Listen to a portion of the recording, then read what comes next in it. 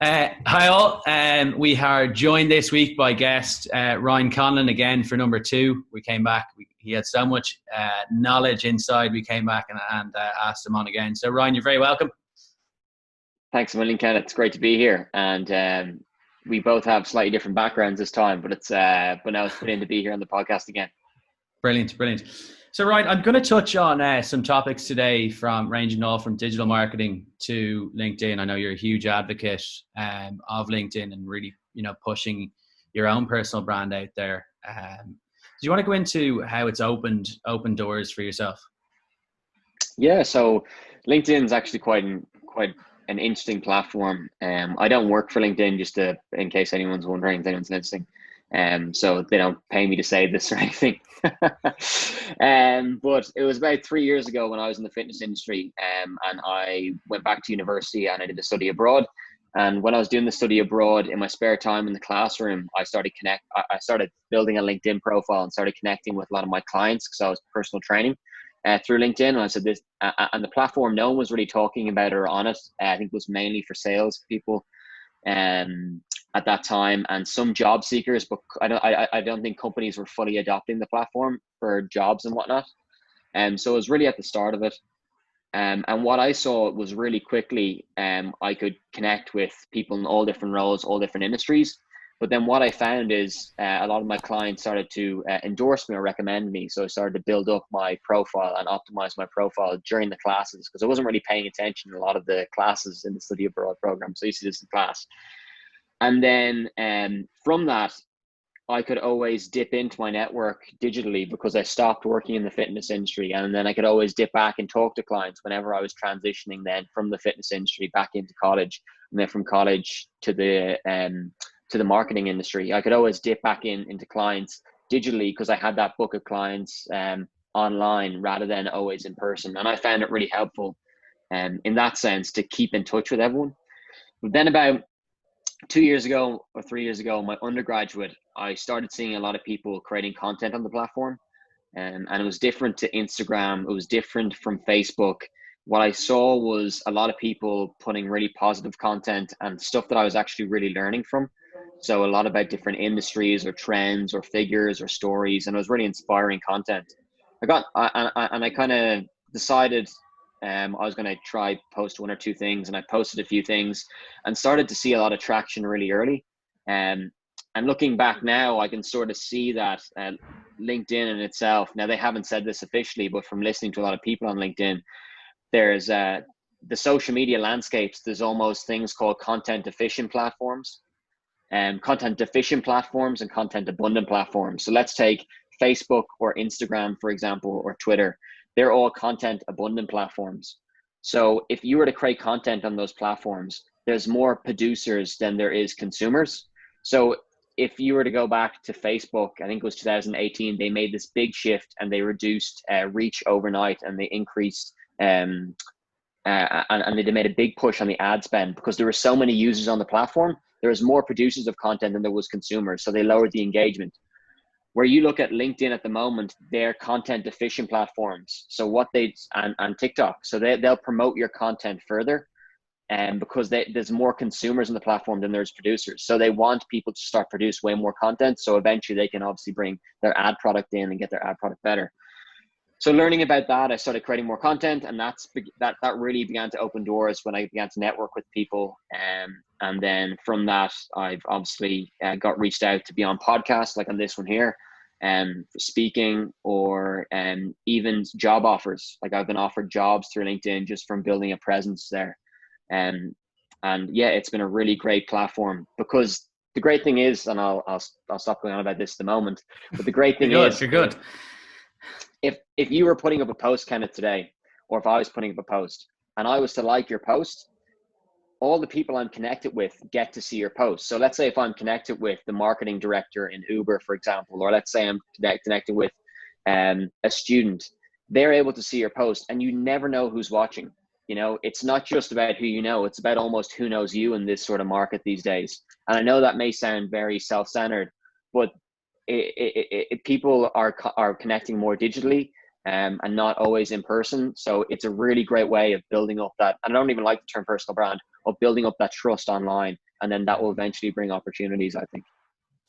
So there's some great nuggets in there that we could go a little deeper on. I mean, there's a lot of people at the moment within the industry with everything that's going on that no doubt have unfortunately lost their jobs or having their own personal issues, or whether it be health or let's just say they don't know where to start. Like I was speaking to a guy last week, where do I start with personal branding, or what am I missing out on because I've let's say hid behind a brand for X amount of years. So like let's try and bridge the gap for people in the industry with let's say little to no experience or don't know the good practices that let's say you're doing daily, and how to transition into getting more content out. Because let's be honest, it's just forming that habit. It's not rocket science. It's just seeing all this content online, kind of interpreting it yourself, putting some copy together, maybe building an image and then putting it out. It takes 10 to 15 minutes. I know you created it in the morning. Am I right? Yeah, correct. Yeah. So let's go into how would we establish someone who's just, let's say, lost their job. Let's use a case study of someone who's lost their job. Absolutely, Kenneth. I think the first thing is definitely starts with the mindset of, regardless of thinking you have a personal brand or not, you probably do. Because when someone searches your name on Google, or if you have a Facebook profile, or if you're even featured on an article, and if someone searches up your name, that is automatically, then you have a personal brand online. And loads of people define it differently, but it's almost what people say when you're not in the room. That's sort of what I kind of define it as, and it has to be something that's authentic. I know that word gets thrown around a lot, but you can really tell when someone's being someone they're not online. So they're just things that I'll probably put out there before someone's worrying about starting or posting up content. And I'm not just going to say be yourself, because that's not a great place to start. But what I will say is, if you want to sort of put yourself out there, I can speak from my perspective and what I did. What I first did is I started to realize that whatever platform I was using, so say just take for someone who lost their job, for example, the most bang for their buck is probably using LinkedIn, probably not Twitter, probably not Instagram, unless they're a graphic designer. Then Instagram may be a great platform because it's very visual. But for a lot of cases, it's probably going to be LinkedIn, because you're going to be interacting with people working in other businesses that can employ you, for example. So if we take LinkedIn to use as to get your personal brand on, or to start your personal branding, most people just think of it as their profile, where I think of my profile as a landing page or a sales page, just like your CV. So it is a piece. So for those that maybe don't know, a landing page is like a website, or it's a place where you land online, where you click to buy or you click to add any information. So the LinkedIn profile is my sales page. So I want to make sure that is completely optimized, make sure that I have a good cover photo, good headshot, good bio. And you can go into depth, and LinkedIn recommends to make it an all-star profile. So that's what I'd first recommend doing, is make sure that your profile is credible, and treat it as a sales document. You want to make sure that you're likable. You want to make sure that you have credibility, that you have authority, that you're social proofing, you've got recommendations, you've got endorsements, and that you're trustworthy before anything else. I think that's, even people creating content on LinkedIn today probably don't start first with profile optimization. And that's so important, because it's not just a profile, it's almost like a sales page. Whether you're trying to get sales for your company, or whether you're trying to get a job, you're trying to convince someone to either connect with you or for any particular reason. I think a great question on that one would be, I'm constantly asking myself how I'm going to separate myself from my audience and from my competition.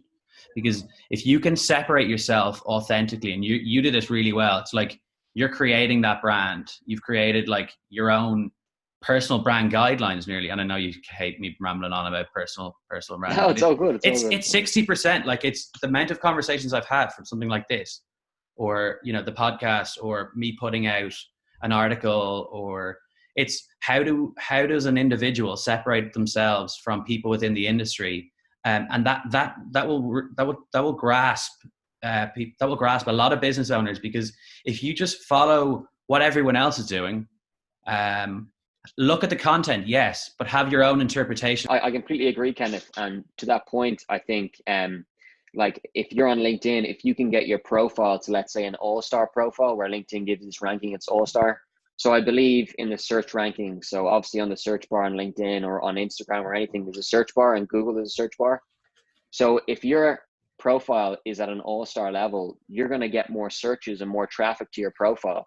And the more visits and more exposure to your profile, then you have more people going to have come to you for opportunities, or come to you with different opportunities like job opportunities or speaking opportunities or podcasts, or even connecting with interesting people, you know? Yeah, placing yourself in front of them. If you can look at, let's say, I know we're kind of just nearly brainstorming at this stage, but if you can connect with people within your industry who you would like to become one day, like your 5-year goal, hypothetically, and then just surround yourself with those people. Like, you're going to become a fraction of what they are. You're going to be potentially someday at that table. And this is happening. Like, I'm having conversations with people daily. This has opened doors for yourself, Ryan. I know, and congratulations on talking on this upcoming TED Talk. You want to touch on that next, on how that opened up? Yeah, so when I was doing my master's program, so for maybe some people that don't know, TED is an organization that, I think it's Technology, Education, Design, I think what it stands for. Maybe I could be wrong there. But anyway, they have the main TED organization, but then they have TEDx's. So TEDx is like an independent TED event. So TED is the big events where they'll invite Bill Gates to speak. They'll invite Tim Ferriss. They'll take the best speakers from the TEDx and then turn them into the TED events. So you have the TED events, then you have the TEDx events. And for example, Kenneth, me and you could set up a TEDx event if we had the licensing, if we had the fundraising, and if we had all the branding guidelines, we could set it up. So just for that context, so when I was doing my master's program, I was doing it in Trinity Business School, they had a TEDx talk. So they had TEDx Trinity, I think, and they were looking for 1 or 2 student speakers. And I was thinking in the back of my mind, I think someone mentioned I should apply, or I saw it, and I was like, oh, I'll just apply. And I applied. Wasn't really too passionate or keen on the topic, but I was like, I applied. Got rejected. And then what happened was, I was in class a few weeks later giving a presentation in a group, and then after, one of the professors came up to me and said, oh, you should really think about giving that TEDx a go in Trinity. And I was like, oh, well, I already got rejected. He was like, oh, okay. But you should think about trying again, seeing if there's any other avenues. And I was like, oh, maybe I just leave it there. So and I didn't really think about it for the next like few months. And then I think it was during a period of time we had off, and I was like, oh, I wonder if I was doing a talk, what topic would I do? And I was like, I'm pretty passionate about dyslexia. It's something that's not really talked about, and I think it's I think it's misunderstood, and I think there's a lot of negative connotations. So after I kept doing research into it, and I kept doing more research into it, it was just mind-blowing what I found on it. And then I came up with this little half-a-page summary of what my talk would be on, a little bit about my title and a little bit about me. Then I just looked at any TEDx events in the area, and there was none really in Ireland. So I saw there's one in London that had a similar theme to my topic. So I applied and got to like the first round interviews, and then got rejected again. And I was like, look, it just probably wasn't meant to be. I'll just leave it there. And then about, funny enough, 6 to 8 weeks later, the organizer said that I should keep on pursuing it. And I was like, probably not. And she CC'd me in an email with another organizer saying that they were looking for a speaker, and based off my topic, they think I'd be an absolute great fit. Could you share a little bit about your talk and a little bit about yourself with the organizer? And I was like, absolutely no problem. This is brilliant. So sent in that 1-page document that I sent her, and some changes, and then they invited me to speak, and I was absolutely over the moon. And then I didn't tell anyone for a month. I think I told my mom and maybe my girlfriend, because it's just a fear of like, I don't know, they haven't even announced it. Like, I'm actually going to be speaking there. I didn't post about anything, but then they made an announcement, and I haven't written. I at that stage I haven't even wrote the talk, so I was a bit like imposter syndrome. Like, I'm not an expert on dyslexia. I'm not even a psychologist. How am I going to talk about this? So I had a feeling of like imposter syndrome and a bit of fear, but then it all went when I started preparing. Good man. So a lot of resilience went into that, and you're halfway there in terms of, you've got to that point. You've built it in your own head already. Just get it out on paper. Let's address that in terms of let's just say it's obviously mental health awareness day today. I've been watching a few videos earlier and reaching out to a few people in my own network. Do you want to go into some, for let's just say dyslexia as an example, or do you want to go into the depths of how more people within the industry can talk and nearly build awareness online about things they're passionate about, because it's you can definitely bring a personal element to LinkedIn. Like I see a buddy of mine in the UK, every Monday he posts mental health Mondays, and he's posting content and promoting that. I think we all should do more of that so that we can have just example like these conversations. Yeah, absolutely, Kenneth. I think just before maybe we go into it, maybe just say that I'm not a doctor or a PhD or an expert on it, on mental health or anything. So, but definitely, I think going back to the original point, I think building that personal brand through content that resonates with people and sharing what you like to talk about, then you build up a small community that also like what you like to talk about. And you can have great conversations like we're having here, Kenneth. And I think they start from just putting yourself out there. But definitely, whether it's mental health, whether it's dyslexia, whether it's physical fitness, whatever thing or whatever concept you're passionate about, or whatever thing you're passionate about or have personal experience in, I think once you build up the confidence of building that online personal brand, you then can have an opportunity to speak about it. And I don't like to use this word again, but in a way that is authentic, but something that also resonates with the people. And when people talk about mental health or dyslexia, I think what's most important to clarify here and to tailor it all back to personal branding is your personal brand is your backstory. It's not what you wish you were. It's not what you think you are. Like, it's not that you're a mental health guru. It's not that you're a millionaire or a CEO of a public company. It's your backstory. And I think people can very easily tell when something's true and when it's not. People have gotten very sharp, especially these days. And don't get me wrong, sometimes things fall through the cracks, but when you're posting so frequently, people can tell when something's real, when something's authentic and it's not. And people really resonate if they share the same experiences as you. For example, let's say just growing up with dyslexia, like you said there, Kenneth, most of the folks that I know that have dyslexia now are extremely creative. A lot of them have gone on to do brilliant things, whether that's in science, engineering, technology. And there's reasons for that. There's reasons based on how the brain's structured, how their personal experience, they may have struggled in school. And even you take examples like Steven Spielberg, when he was bullied in school for being dyslexic, and the way he got through that was he escaped through his movies and creating movies at home. Or Richard Branson, he was dyslexic and beaten in school. So all these people have had difficult childhoods, but they've talked about their previous experience online or in person. And that's what's most important, is making the stories that are authentic because they're real. Yeah, it's a great point. A lot of the most successful people are people who've hit the nail on their head on their weaknesses and got through that and kind of honed in on strength. In terms of your own experience of, obviously you've just done your masters, so congrats. How has digital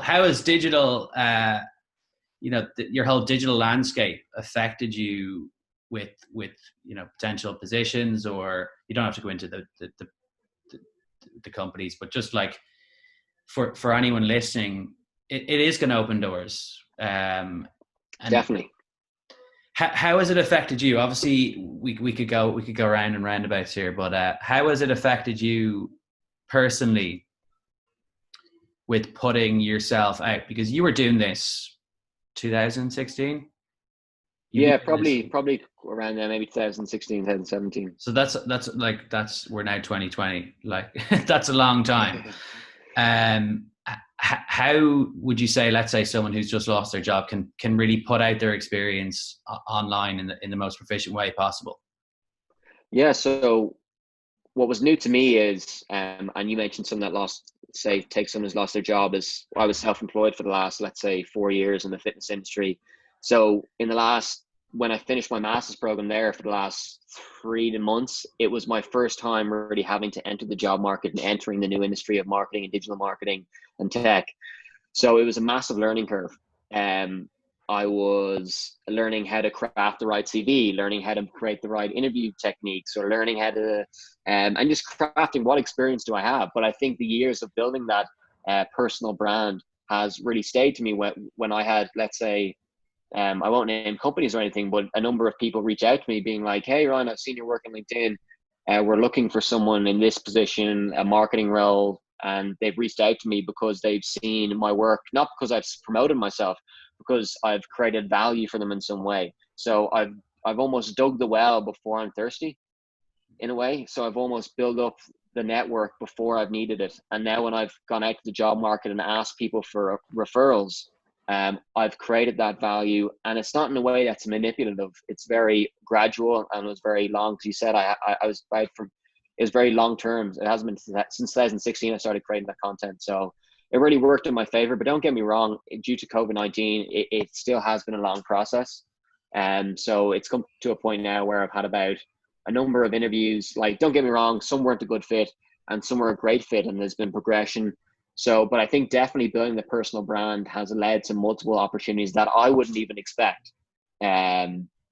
So I'm a massive proponent of it. And I suppose the hardest part that you mentioned, Kenneth, is just where to start.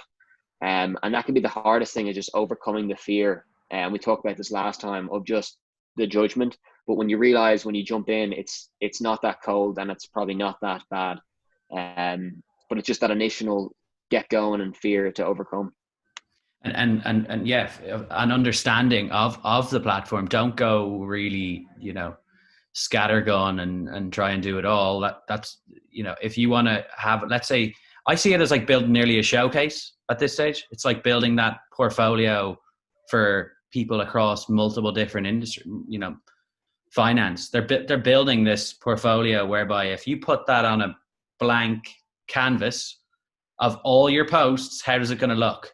And have that sort of bird's eye view on how is my personal brand going to look on LinkedIn, let's say, if I was to push it across, and will it look good if it's all this color, or will it, and then just replicate this across Instagram. Sorry, I just got a bit of a brainwave there of an idea. And I completely agree. And again, it goes back to what the objectives in the industry are trying to get into. Because if you're a dancer, you may want to go, or you're a musician, you may want to go head first to TikTok. Or if you're a graphic designer, you may want to go on Instagram. But if you're a journalist, you may want to go head deep in Twitter. So it first comes for, obviously, like you said, Kenneth, an understanding of the landscape and an understanding of your personal brand before you go out there and just decide and pull the trigger. Yeah, which brings us on. I know you're a busy man, so we're coming up to 1:45. Thanks a million for jumping on again. And I wish you every success in the TED Talk. I'll leave Ryan's details below, and any tools we mentioned. There's a great, actually, LinkedIn tools. Is it social selling index? Have you seen that tool yet? Yeah, I've briefly seen it. Yeah, I think it's an index of where you're at based on your profile or connections. Yeah, and like what you can do and improvements you can make. I think that'd be a great tool for guys to jump on if they haven't really engrossed LinkedIn. But Ryan, thanks a million. Really appreciate it. No problem, Kenneth. And also, just to that point, Kenneth, I think I wrote an article there, which I can send to you if anyone's looking to get started. I just wrote what I did and how I got started, and the best practices that I use if anyone wants to sort of get you start on LinkedIn or start a personal brand. Brilliant. Really appreciate it. Thanks a million, Ryan. Thanks, Kenneth.